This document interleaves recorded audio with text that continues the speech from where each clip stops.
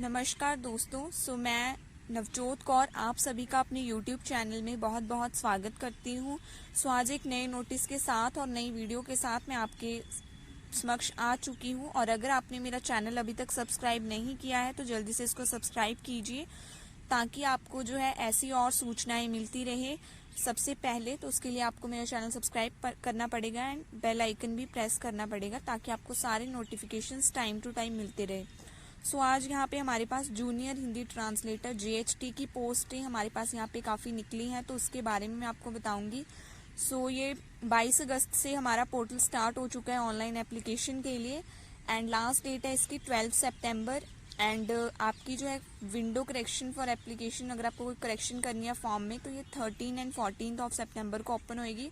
And आपका जो computer based examination है वो आपकी अक्टूबर 2023 में कंडक्ट करवाई जाएगी बाय द ऑर्गेनाइजेशन।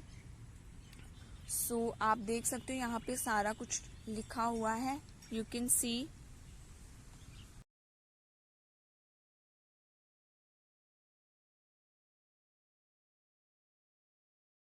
आगे यहाँ पे पे स्केल की बात कर लेते हैं। आपकी जो है junior translator officer in central जो है आपकी सभी में 35,400 टू 1,12,400 आपकी तीनों आपकी इसमें रहने वाली है। Central government ministries, department, organisations के अंडर आर्म्ड फोर्सेस वाले में भी। एंड जो सेंट्रल गवर्नमेंट मिनिस्ट्रीज में आपका सीनियर हिंदी ट्रांसलेटर की पोस्ट है, उसमें आपकी सैलरी 44,900 टू 1,42,400 रहने वाली है, which is a very good package. Per month की ये सैलरी है। एंड उसके बाद आप देख सकते हैं यहाँ पे सीट्स, टोटल वैकेंसीज जो हैं वो कितनी कितनी हैं। आपकी ministry of commerce and industry में आपके पास एक वैकेंसी है। उसके बाद department of science and technology में 5 वैकेंसीज हैं। Ministry of electronics and information technology में 4 vacancies. Ministry of health and family welfares में 3 vacancies. Ministry of information and broadcasting में 1 वैकेंसी एंड AIR हेडक्वार्टर्स में 56 वैकेंसीज। CAG में आपके पास यहाँ पे 24 vacancies. CBDT department of revenue में आपके पास है 37 वैकेंसीज। आपके पास AIR, CAG एंड CBDT में आपके पास थोड़ी ज़्यादा वैकेंसीज हैं। उसके बाद सेंट्रल एडमिनिस्ट्रेटिव ट्रिब्यूनल में आपके पास 1 वैकेंसी है। Central board of indirect taxes and customs में आपके पास 102 वैकेंसीज हैं। उसके बाद आपके पास सेंट्रल रिलायंस कमीशन में 2 वैकेंसीज है। डिपार्टमेंट ऑफ कंज्यूमर अफेयर्स में 3, department of food and public distribution में 1 वैकेंसी है। आपके पास अगेन यहाँ पे central board of indirect taxes में 102 वैकेंसीज हैं, हाई वैकेंसीज हैं। Department of industrial policy and promotion में आपके पास 1 वैकेंसी है। DGFMS में आपके पास 3 है। Directorate general of light houses and light ships में आपके पास 2 वैकेंसीज हैं। IHQ MOD में आपके पास 2 वैकेंसीज हैं। उसके बाद आप देख सकते हो इंडियन कोस्ट गार्ड में 4 वैकेंसीज। मिनिस्ट्री ऑफ डिफेंस में 1 वैकेंसी। जल शक्ति में बाकी सारी आप देख सकते हो। मेट्रोलॉजी में 12 है। कमिश्नर में आपके पास 10 वैकेंसीज हैं। डिपार्टमेंट ऑफ ऑफिशियल लैंग्वेज में 5 वैकेंसीज हैं। एंड देख सकते हो आप सारी यहाँ पे वैकेंसीज। आपके पास टोटल यहाँ पे 307 वैकेंसीज आपकी आउट हुई हैं इस जॉब के लिए, है ना। एंड आप यहाँ पे देख सकते हो सारा कुछ। यहाँ पे नेशनैलिटी की बात करें तो आप एक इंडिया के सिटीजन्स होने चाहिए या फिर सब्जेक्ट ऑफ नेपाल और भूटान। एंड अगर आप माइग्रेटेड है from Pakistan, Myanmar, Sri Lanka, east African countries या गिवन कंट्रीज में से किसी में भी से भी तो भी आप अप्लाई कर सकते हैं, लेकिन आपके पास एलिजिबिलिटी सर्टिफिकेट होना चाहिए issued by the Indian government. As limits है आपके पास 18 टू 30 ईयर्स। एंड आपकी जो है यहाँ पे एज रिलैक्सेशन का भी बताया गया है। आप देख सकते हो according to your reserved category आप अपनी रिजर्वेशन ले सकते हैं। उसके बाद यहाँ पे प्रोसेस ऑफ सर्टिफिकेशन बताया है एंड फॉर्मेट ऑफ सर्टिफिकेट्स सारा कुछ। ये तो आप देख सकते हो अपने आप से ही।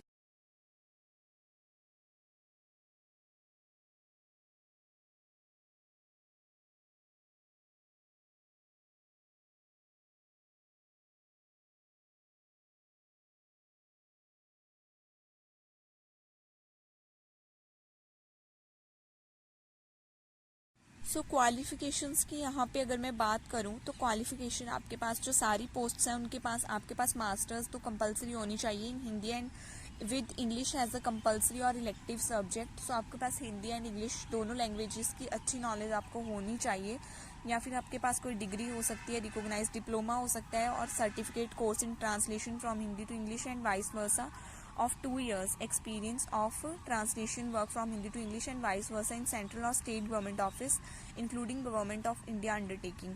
So experience होना चाहिए आपके पास and masters is mandatory for all posts. तो मैं masters होनी चाहिए या फिर डिप्लोमा वाली जो है आपके पास डिप्लोमा होना चाहिए. So next हम आगे चलते हैं and how to apply and application fees. सो आपके पास यहाँ पे साइज़ वगैरह बता रखे हैं, कितने साइज़ के डॉक्यूमेंट्स होने चाहिए, आगे आपको क्या क्या डॉक्यूमेंट है वो भी बताया जाएगा. एंड एप्लीकेशन फ़ीस यहाँ पे आपके पास 100 रुपीज़ रहने वाली है. Fee payable ₹100 only. And women candidates and candidates belonging to SC/ST persons with bench marks and ex serviceman eligible for reservation are exempted from payment of fees. So वो exempted है from payment of fees से. And ये windows for application form correction की जो है आपकी 13 and 14 आपकी सितंबर को ओपन रहेगी. 13 to 14 सितंबर रात के 11-12 बजे तक. तो आप कर सकते हो. एंड इसके लिए आपको यहाँ पे चार्जेस भी बताए गए हैं कि अगर आप करेक्शन करते हो तो आपको क्या क्या चार्जेस चाहिए. सो आप शुरू में ही अपना पहली फॉर्म ध्यान से भरिए, अच्छे से भरिए, ताकि आपको ये सारे झंझटों में ना ही पढ़ना पड़े. एंड उसके बाद ये हमारे सेंटर्स हैं बिहार एंड उत्तर प्रदेश के कौन कौन से सेंटर्स हैं, अंडमान निकोबार, आइसलैंड, झारखंड, इनके कौन कौन से सेंटर्स हैं, सिक्किम एंड वेस्ट बंगाल, कर्नाटक, केरला रीजन के कौन से सेंटर्स हैं, लक्षद्वीप के, Chhattisgarh, Madhya Pradesh, Arunachal Pradesh, Assam, Manipur, Meghalaya, Mizoram. So all over the India exam होने वाला है. एंड इनके लिए कौन कौन से एग्जाम्पल्स हैं. सो देहरादून में होने वाला है आपका एग्ज़ाम, जम्मू में, पटियाला में, कोची में, चेन्नई में, पणजी में होने वाला है. सो ये आपका पेपर के बारे में बताया गया है कि कंप्यूटर बेस्ड आपका रहने वाला है फर्स्ट पेपर, जो आपका अक्टूबर 2023 में होएगा. उसमें आपके पास नंबर ऑफ क्वेश्चंस होंगे 100, ठीक है. 2 आवर्स का टाइम होगा. एंड सेकंड पेपर होगा डिस्क्रिप्टिव ट्रांसलेशन एंड ऐसे राइटिंग होगा, ये 200 मार्क्स का होगा. एंड नेगेटिव मार्किंग भी आपकी करी जाएगी, 0.25 मार्क्स की नेगेटिव मार्किंग आपकी होएगी इसमें. फिर ये आपका सिलेबस है, आपको बताया गया है सारा कुछ. डॉक्यूमेंट वेरिफिकेशन के बारे में आपको सारा कुछ यहाँ पे बताया गया है. सो वीडियो पॉज करके आप लोग यहाँ से देख सकते हो सारा कुछ. मैं जस्ट स्क्रॉल करूँगी इसको. पोस्ट प्रेफरेंस आपको कैसे देनी है, मोड ऑफ सिलेक्शन, ये आपकी मिनिमम क्वालिफिकेशन के क्राइटेरियाज हैं कि आपको 30, 25, 20 ये आपका क्राइटेरिया रहने वाला है. इतने % मार्क्स चाहिए आपको. कंप्यूटर बेस्ड टेस्ट आपका क्वालिफाई तभी होगा जब आप इतने % उसमें अपनी सिक्योर करते हो, ठीक है. उसके बाद आपके पास मैल प्रैक्टिस की यहाँ पे डिटेल्स हैं. So you can read from here. So disqualifications हो सकती हैं आपकी, उसके बारे में भी बताया गया है यहाँ पे सारा कुछ. देख सकते हो आप यहाँ पे. उसके बाद ये हमारे पास अनेक्शर्स आ चुके हैं, मतलब आपको किस तरीके से ये फॉर्मेट है, डॉक्यूमेंट्स आपको कैसे बनवाने हैं अगर आप किसी रिजर्व्ड कैटेगरी के अंडर अप्लाई कर रहे हो. सो ये आपका जो है रजिस्ट्रेशन फॉर्म कैसे फिल करना है वो सारा यहाँ पे आपको बताया गया है. सो आप देख सकते हो आप कैसे कैसे क्या क्या फिल करना है. सो आप वो सारी चीज़ें यहाँ से देख सकते हो. डिस्ट्रिक्ट चूज़ करनी है. पार्ट 2 ऑनलाइन एप्लीकेशन फॉर्म, ये 2 पार्ट्स में आपका एप्लीकेशन फॉर्म फिल होएगा. दोनों पार्ट्स का आपको बताया गया है कि कैसे कैसे फिल करना है. सो आप इसको एक बार ध्यान से देख लीजिए वीडियो पॉज करके कैसे भर रहे हैं. अगर आपको कोई प्रॉब्लम आ रही है तो आप बता भी सकते हो, मैं डिटेल्ड बना सकती हूँ इसका वीडियो कि कैसे कैसे फिल करना है.